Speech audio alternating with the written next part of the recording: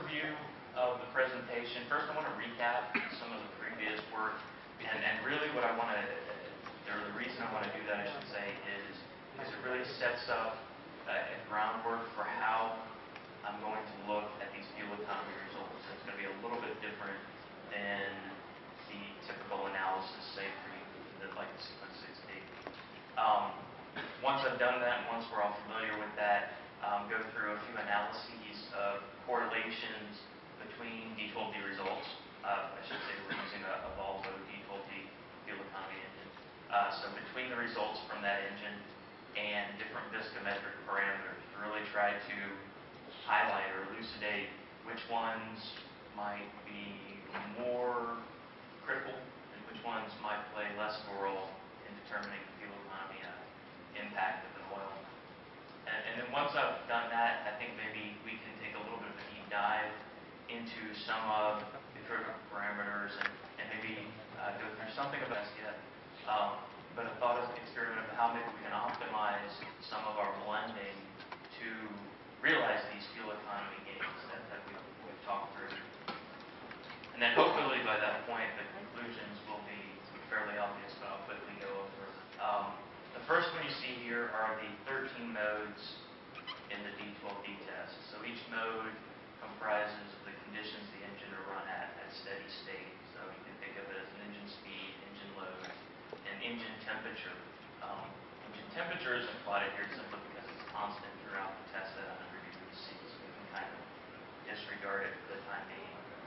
The way the test is run is really similar to most fuel industry fuel economy tests. You have a reference oil. In this case, we use a 15 to be a 30 reference oil. And you run the reference oil through these 13 modes. And you put your candidate oil in, run it through the same 13 modes. And then once again, you run your reference oil through those 13 modes. And that's what we can see here. First thing that jumps out, or that should jump out, is that we get two results for each oil. This is due to two different weighting factors. Volvo has an official set of weighting factors for hilly conditions, i.e. conditions that an engine would experience when driving over hilly terrain or more hilly terrain, and then flat conditions. And you can all assume then how those conditions would be weighted more towards flat driving conditions. I want to take a step back because I'm going to be referring to the Strata curve, and I'm a tribologist, so bear with me. I wanted to make sure to get this chart in here, but I think it's really important. Just to review, for those that aren't familiar, the Strata curve is essentially a curve that encompasses all lubrication regimes. So if you start maybe out on the far right in your hydrodynamic regime, essentially that's where your two tribo contacts, the two tribo contacts are completely separated by a film load. The load is completely carried by that film. The far left is kind of the opposite, where you have almost no lubrication between two surfaces, and the load then is carried by the two surfaces. Mixed is kind of a gray area that you can just think of it as the transition between the two other lubrication regimes. So this is kind of a qualitative representation of what happened over the course of that test. We blended two oils to equal fresh oil viscosity, but they sheared down differently. So given over the exposure time of the test, they sheared down differently. We had two different end of test for two different sheared viscosities, and we got two different fuel economy results. But of course, what we can do, and the formulators in the room have already thought of this while I was talking, is we can adjust that fresh oil viscosity lower. So we can take the more shear stable VI, adjust the fresh oil viscosity lower, and get the same sheared viscosity. Now, interestingly, I think it's very clear that now we're making up for that debit of having a different end of test sheared viscosity. We've made up for that. Now we have the same end of test sheared viscosity.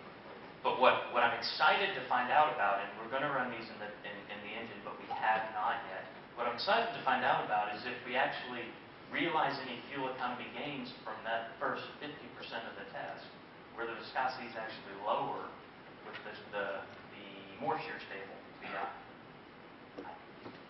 I would hypothesize it is, from everything I've shown and everything I've talked about, it would seem to be.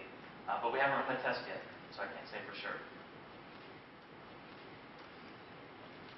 We have done this experiment in the Bosch test, which is obviously just the first step to get our viscometrics correct for the actual engine test. So these are the same two oils, run in various numbers of cycles in the Bosch test, and you can see that with the shear stable VI, it just doesn't shear down as much, and it has a higher end of test, end of shear kinematic viscosity.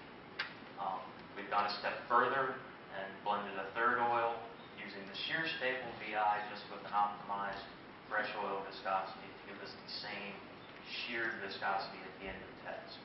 And so that's the oil that's going to get stuck into the engine, and hopefully this little integrated area here from 0 to about 15, I'm trying not to point because we've got 4 screens, but this integrated area from about 0 to 15 cycles is going to give us some marginal benefit, fuel economy benefit, when we put it in the engine.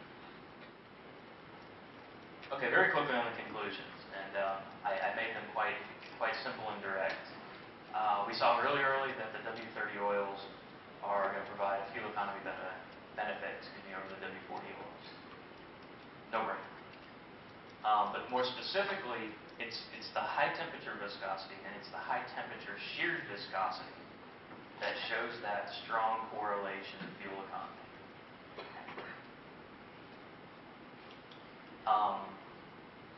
Step through a couple of ways of maybe optimizing blends, and of course, after saying you can't formulate in a bubble, I optimized these blends in a bubble. But they were just to show what you can do to kind of gain fuel economy within an oil.